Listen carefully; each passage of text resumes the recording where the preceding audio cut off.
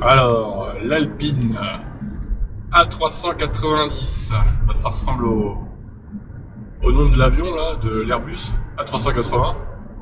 Bah, c'est assez ironique parce que c'est un tank aussi. Donc, est-ce qu'on peut parler que c'est un avion? Par contre, je suis pas sûr. Vu les puissances, c'est bien, mais c'est pas non plus une suprafusée 470 chevaux.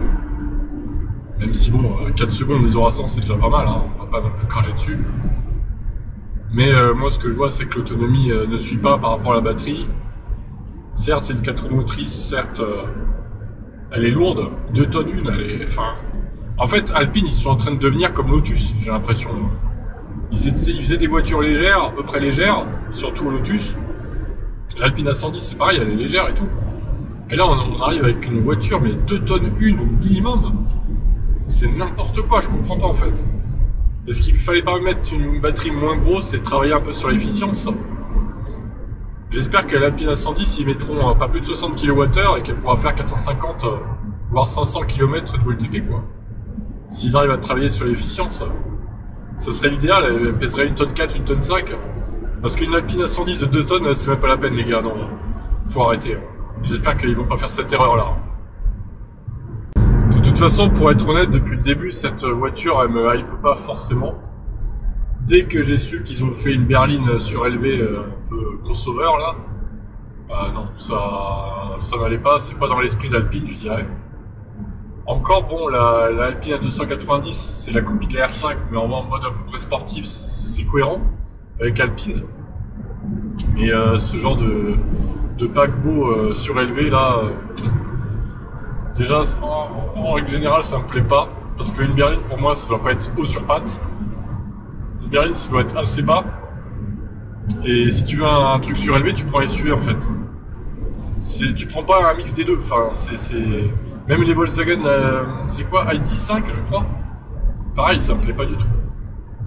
C'est un mix entre les deux, là, c'est n'importe quoi, je trouve. Après, bon, encore une fois, hein, les goûts, les couleurs... Bon, ben maintenant, il n'y a plus qu'à attendre le prix de cette voiture, qui à mon avis va être assez salé.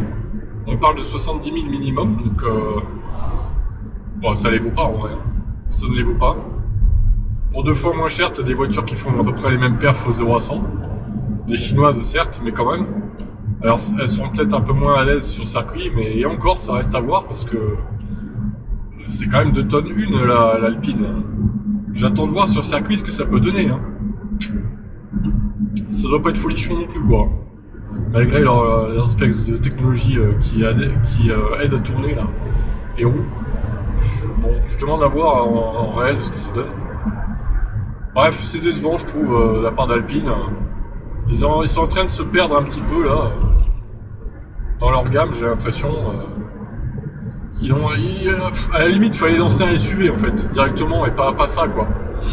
Je sais pas mais... Quitte à faire un truc surélevé, il fallait faire un SUV quoi. Un SUV sportif sur base du Scénic par exemple. Quitte à copier Renault, un SUV, un Scénic bis de 400 chevaux. Là ça aurait peut-être été sympa quoi. Bon après je sais pas, c'est pas moi qui commande, hein, c'est eux à eux de voir. Ils verront bien, ma foi. En tout cas je suis pas très hypé par cette voiture. J'attends avec impatience la 110 électrique. J'espère qu'on ne sera pas déçu. J'espère qu'elle sera cohérente avec l'esprit d'Alpine. C'est-à-dire pas trop lourde, 1 tonne 5-6 maximum, on va dire. Et qu'elle soit basse, qu'elle soit puissante, mais pas non plus énormément puissante parce que les Alpines de base elles sont pas non plus... Alors par contre la 290 je la trouve pas assez puissante pour le coup. J'aurais mis 300 chevaux minimum.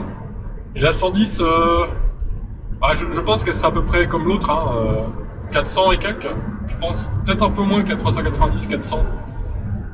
Ouais, 380, 400 je dirais. Ça serait déjà bien, hein, parce que si elle est légère, en vrai, ça peut être très très bien déjà. Donc à voir comment ça va évoluer tout ça. Voilà pour ça. Alors il y avait quoi d'autre comme actu? Il n'y a pas trop d'actu intéressante hein, sur les VE en ce moment. C'est vrai que à part les batteries révolutionnaires comme d'habitude, le sodium, etc. On s'emmerde un peu dans le monde des VE, faut être honnête. C'est pas... ouais. Pas très très intéressant, je trouve. Il y a quelques modèles qui sortent, mais bon, c'est pas non plus...